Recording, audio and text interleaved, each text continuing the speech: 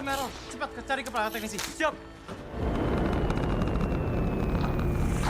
Halo bosku, apa kabar banget bosku? Saya Jaki, balik lagi di channel Aris. Video kali ini kita akan menceritakan film yang berjudul The Wandering Earth atau Bumi Berkelana yang rilis pada tahun 2019. Film ini menceritakan kalau bintang yang ada di tata surya kita, yaitu matahari, sudah mulai sekarat dan masa hidupnya yang sudah hampir berakhir, menyebabkan ukuran matahari semakin membesar dan mulai melahap planet-planet yang ada di sekitarnya. Untuk menghindari bumi terlahap oleh matahari, maka umat manusia berencana mengeluarkan bumi dari tata surya dan memindahkannya ke tata surya baru yang bintangnya masih muda. Gimana kelanjutannya? Namun sebelum itu jangan lupa pencet tombol like dan padamkan si merah subscribe dulu bosku, agar tahun ini kita bisa nyampe di 1000 subscribe. Oke, langsung aja, ini dia Wandering Earth. Film dimulai dengan memperlihatkan seorang bocah yang bernama Liu Qi sedang mengamati planet Jupiter bersama dengan ayahnya Liu Peqiang beserta kakeknya Han Xiang. Liu Qi yang penasaran dengan bentuk mata di planet Jupiter menanyakan kepada ayahnya, itu adalah badai besar yang berada di Jupiter layaknya balon. Jupiter adalah bola raksasa dengan kandungan hampir 90% hidrogen, juga merupakan bahan bakar utama roket ayah, jawab sang ayah. Setelah menidurkan Liu Qi, Liu Peqiang meminta ayahnya Han Xiang untuk merawat Liu Qi selagi ia berangkat keluar angkasa menjalankan misi. Tak lupa juga memberikan tiket hak untuk tinggal di sebuah tempat yang bernama Underground City tanpa diundi. Scene kemudian berpindah ke sebuah penjelasan di mana tidak ada yang peduli dengan bencana akhir-akhir ini seperti kebakaran hutan, kekeringan, punahnya salah satu spesies makhluk hidup, serta lenyapnya salah satu kota di dunia, hingga manusia menyadari suhu matahari meningkat serta ukurannya yang semakin membesar. Menurut perkiraan para ilmuwan, 100 tahun ke depan matahari akan menelan bumi, lalu 200 tahun kemudian seluruh planet di tata surya akan benar-benar hilang. Maka dari itu, umat manusia bersatu dan membentuk suatu pemerintahan global yang disebut Perserikatan Negara Bumi atau PNB untuk menyelamatkan planet bumi dari kehancuran. Pemerintah merencanakan sebuah program untuk memindahkan bumi ke sistem tata surya baru yang berjarak 4,2 tahun cahaya. Program ini dinamakan The Wandering Earth atau Bumi Berkelana. Wancai. Umat manusia akan mengerahkan semua sumber daya untuk membangun 10.000 mesin pendorong atau disebut dengan mesin bumi yang dibangun di atas permukaan bumi. Selama 30 tahun juga, umat manusia telah membangun stasiun antariksa internasional yang berjarak 100.000 km dari bumi, yang nantinya stasiun ini akan terus berkomunikasi dengan orang-orang yang ada di bumi untuk memberikan arahan dalam hal navigasi. Tiongkok sendiri mengirimkan 311 astronot yang berpengalaman dan 709 orang teknisi yang telah lulus seleksi. Salah satunya adalah Liu Peqiang, ayahnya si Liu Qi. Dalam upaya umat manusia memindahkan bumi ini juga menimbulkan berbagai macam bencana alam seperti gelombang tinggi dan menurunnya suhu bumi sampai ke minus 70 derajat Celcius. Untuk menghindari bencana-bencana yang akan datang selanjutnya, umat manusia menciptakan sebuah tempat hunian sementara di bawah tanah berdekatan dengan mesin-mesin penggerak yang dinamakan Underground City sebelum bumi tiba di rumah barunya. 踏上了2500年的流浪。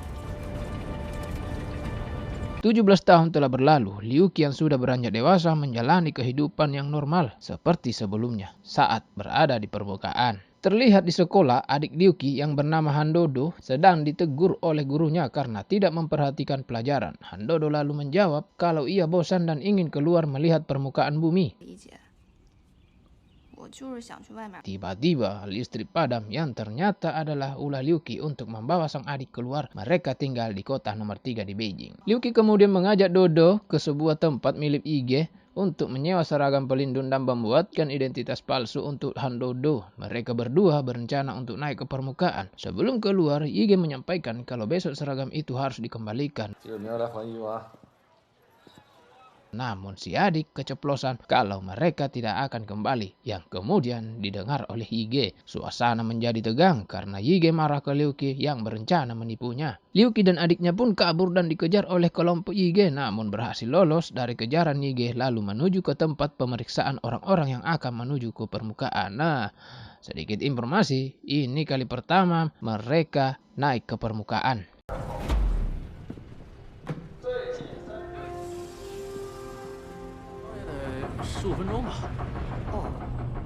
Akhirnya mereka sampai di permukaan kota Beijing yang sudah menjadi kota mati karena membeku. Mereka lalu mencari transporter milik kakek mereka. Ternyata Liu Qi mencuri kartu SIM milik sang kakek untuk menggunakan transporter tersebut. 韩子昂高级驾驶员车不规范，亲人两行泪。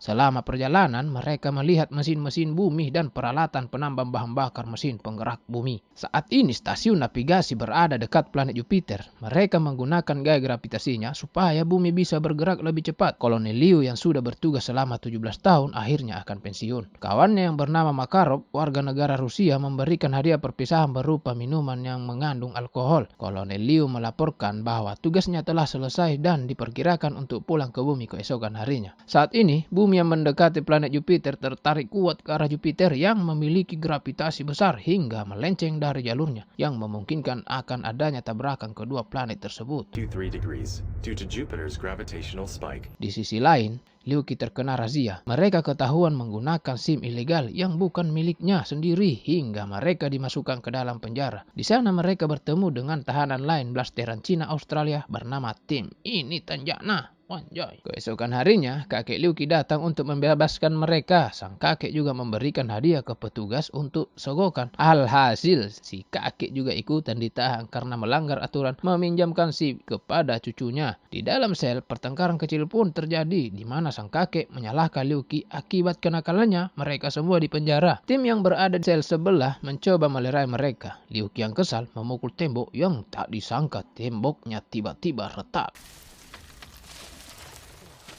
Ternyata temboknya retak disebabkan adanya gempa bumi karena mesin bumi yang tidak berfungsi. Lalu mereka panik dan meminta dikeluarkan dari sel. Keluarkan saya, oi, keluarkan, anjay. Tidak berfungsinya mesin-mesin penggerak dikarenakan efek gaya gravitasi Jupiter yang berhenti yang mengakibatkan 4.700 mesin penggerak ikut berhenti. Oleh karena matinya mesin-mesin, bumi semakin ketarik oleh Jupiter. PNB menginstruksikan untuk menyalakan kembali mesin-mesin itu dalam waktu 37 jam. Semua segera berusaha untuk kembali menjalankan mesin-mesin pendorong bumi. Di stasiun luar angkasa, mereka menjalankan mode penghemat daya dan menggabungkan energi untuk menghidupkan mesin-mesin yang ada di bumi. Kolonel Liu mencoba menghubungi Liu Qi, akan tetapi ternyata Liu Qi tidak ada di kota bawah tanah. Lalu kolonel menghubungi transporter ayahnya. Ia menyuruh mereka untuk mengungsi di pengungsian terdekat di kota Jinan. Para astronot di luar angkasa melakukan hibernasi guna menghemat daya. Di permukaan bumi, transporter si kakek diminta berhenti oleh tim penyelamat yang diketuai oleh Wang Li. Kapten Wang Li ini meminta bantuan mereka untuk menarik sebuah kargo yang hampir jatuh ke dalam jurang. Kargo itu ternyata pengangkut lighter core yang akan digunakan untuk menghidupkan mesin bumi. Tim penyelamat ini berencana menghidupkan mesin yang ada di kota Hangzhou dan meminta bantuan kepada Liu Qi. Mereka kemudian sampai di kota Shanghai yang membeku yang mengakibatkan mereka harus melewati sebuah lorong di tengah-tengah kota. Lorong itu sangatlah tinggi dan berbahaya karena terlihat tidak stabil dan sewaktu-waktu bisa runtuh. Wah.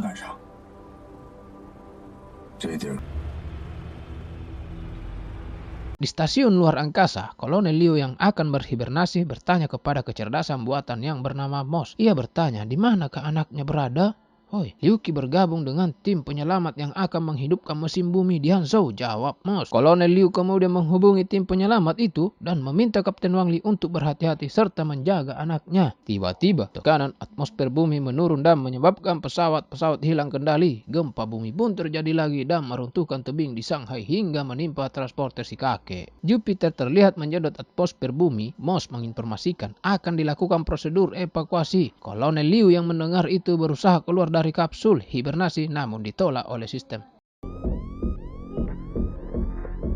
Tim penyelamat yang ada di bumi berhasil selamat dari reruntuhan, kemudian memutuskan untuk naik ke permukaan dan membawa lighter core melewati dalam bangunan yang ada di depannya. Mereka menggunakan lift untuk mencapai permukaan. Sayangnya, bangunan itu retak dan mengakibatkan si kakek dan tim yang belum mencapai permukaan kejatuhan lift. Lift yang jatuh menimpa salah satu regu yang bernama Gangxi. Akan tetapi, sebelum itu, Gangxi berhasil melempar si kakek ke sebuah ruangan, namun oksigen si kakek tinggal 1%, yang membuatnya memutuskan untuk membuka helm kemudian tewas karena membeku. Bersamaan dengan runtuhnya bangunan tersebut, sebelum meninggal kita diperlihatkan kenangan si kakek yang sedang menyelamatkan seorang anak kecil yang kemudian diangkat menjadi cucunya, yaitu si Handodo. Di sini kita mengetahui kalau Ryuki dan Handodo bukanlah saudara kandung. Tim penyelamat kemudian melanjutkan perjalanan, akan tetapi Ryuki dan adiknya memutuskan tidak ikut melanjutkan karena merasa mereka berdua sudah tidak dibutuhkan lagi.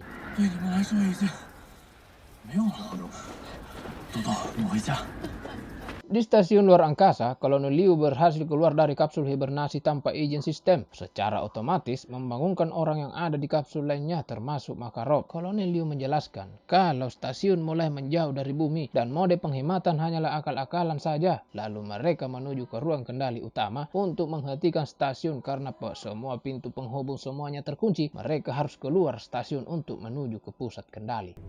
Русские в космосе непобедимы!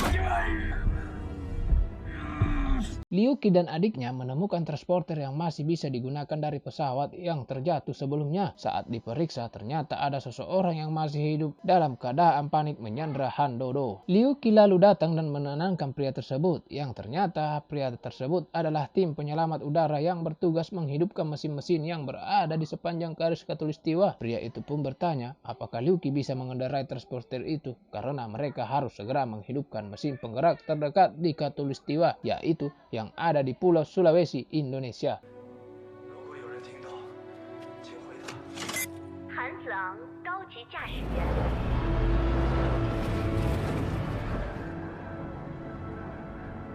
Radio komunikasi mendapat pesan dari Kapten Wang Li yang menginformasikan kalau kota bawah tanah Hanzo telah hancur. Mereka telah sampai di mesin penggerak. Lalu tiba-tiba salah satu regu Wang Li pingsan dan berakhir meninggal karena kedinginan. Kapten Wang Li yang sudah frustasi berencana membubarkan tim. Lalu sesaat kemudian Ryuki dan lainnya pun datang. Di sini Ryuki meminta bantuan Kapten Wang Li untuk menghidupkan mesin yang ada di Sulawesi.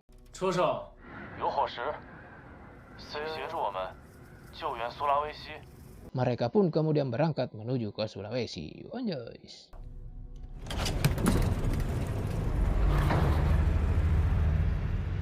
Di sisi lain, Kolonel Liu dan Makarov berusaha menuju ruang kendali utama dengan merayap di luar stasiun. Saat bagian kendali utama melintas di depan mereka, mereka lalu meloncat untuk mencapai bagian itu. Akan tetapi, MOS mendeteksi tindakan mereka sebagai ancaman, lalu menembakkan serangan udara yang mengakibatkan mereka terhempas. Saat itu, Makarov mengerbangkan dirinya dan mendorong Kolonel Liu untuk bisa mencapai ruang kendali utama. Setelah berhasil masuk, Kolonel Liu menghidupkan sistem manual untuk menghentikan laju stasiun luar angkasa. Namun, sistem manual telah diblokir oleh MOS dan ilegal melakukan aktivitas saat mode evakuasi. Hal itu menjadikan tidak adanya cara lain menghentikan stasiun yang semakin menjauh dari bumi. Ryuki yang sedang menuju Sulawesi mendapatkan informasi kalau hampir 90% mesin penggerak bumi sudah aktif lagi. Singkat cerita, mereka pun berhasil sampai di Sulawesi. Di sana Ryuki mengobrol dengan Kapten Wang Li bahwa ia ingin segera pulang setelah semuanya selesai, sesuai pesan terakhir kakeknya yang menyuruhnya membawa pulang sang adik. Mesin penggerak bumi pun berhasil semua dihidupkan kembali. Sayangnya, tenaga mesin sudah tidak sanggup lagi mendorong bumi menjauh dan tetap mendekat ke planet Jupiter. Karena sudah terlanjur tertarik oleh besarnya gravitasi Jupiter. Diperkirakan, tabrakan kedua planet ini tidak bisa terhindarkan lagi. MOS lalu memberitahukan Kolonel Liu kalau mereka tidak mungkin selamat dan misi akan dianggap gagal. Menurut perhitungan, bumi akan masuk ke tahap kehancuran dalam waktu 3 jam dan akan bertabrakan dengan Jupiter. MOS kemudian menyiarkan ke semua penjuru bumi kalau proyek Wandering Earth telah gagal dan misi penyelamatan diganti menjadi proyek Helios. Proyek Helios ini proyek di mana ternyata terdapat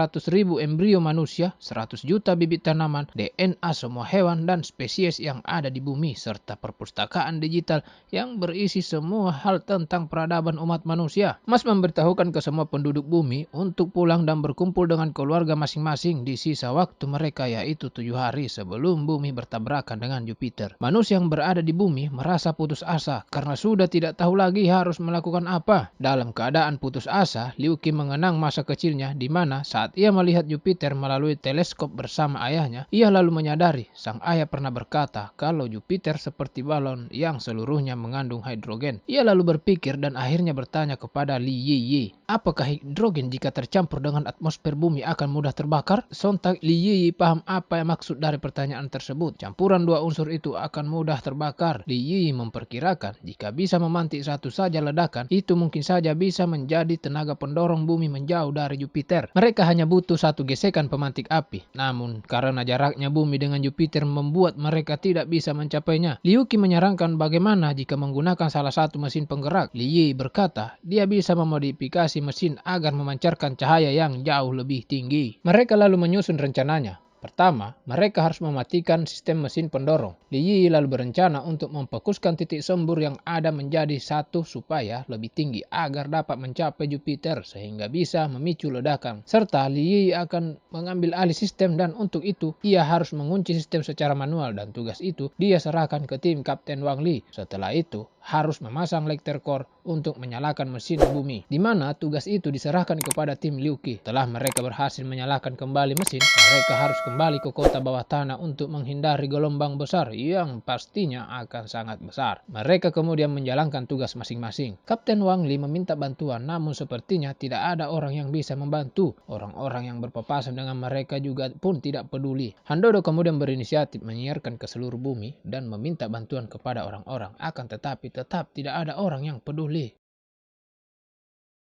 是中国 CA171-119救援队，位于请求支援，请求支。 Liu Qi yang memasang Lecter Core terkendala karena macet dan tidak menutup dengan sempurna.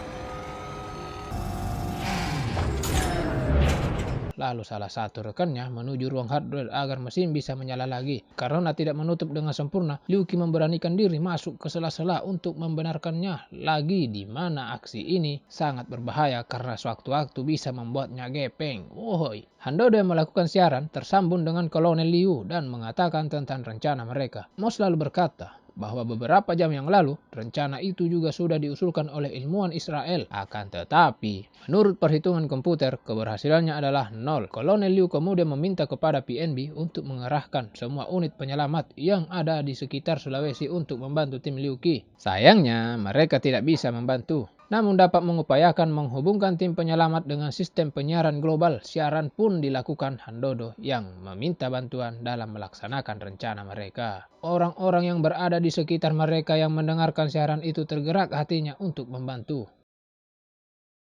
请支援我们！我相信希望是我们这个年代我们唯一回家的方向。119救援队，韩朵朵，播报完毕。突然摁灯！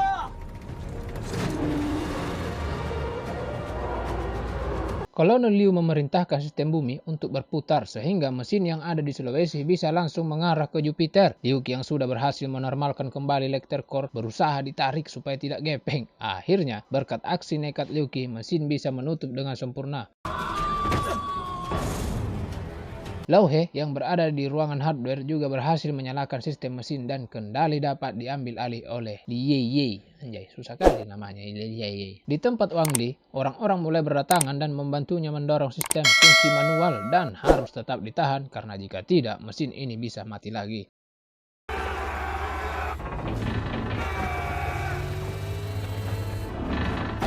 Setelah Liu Qi berhasil keluar, mesin pun kembali menyala. Namun jarak tempuh semburan mesin masih belum dapat mencapai titik ledakan, masih kurang 5.000 km tepatnya.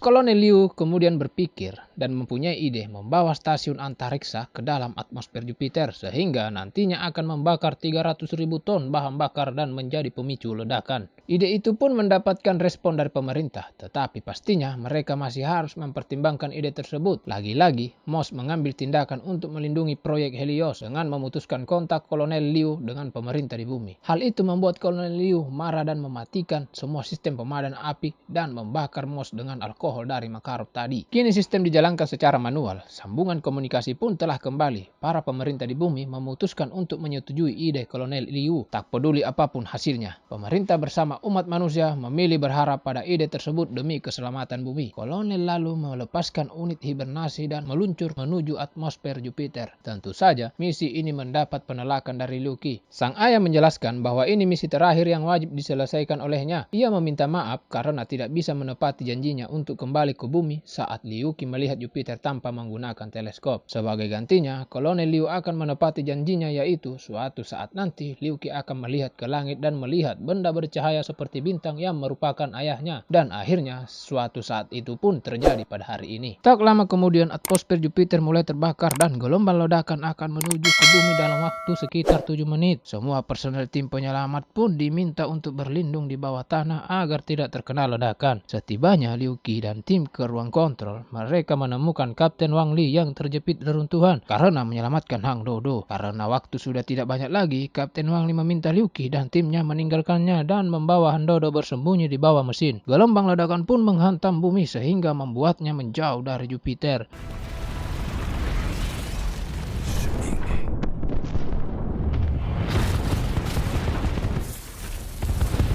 Sayang sekali, Liu Qi dan timnya gagal mencapai mesin pendorong, sehingga truk mereka terkena ledakan saat berada di jembatan. Liu Qi pun masih berusaha menyelamatkan adiknya dengan balon penyelamat. Tapi sangat disayangkan, serpihan dari truk yang hancur membuat balon meledak hingga mereka berdua terpental. Di saat-saat terakhir, diperlihatkan Liu Qi membeku karena kostumnya mengalami kerusakan.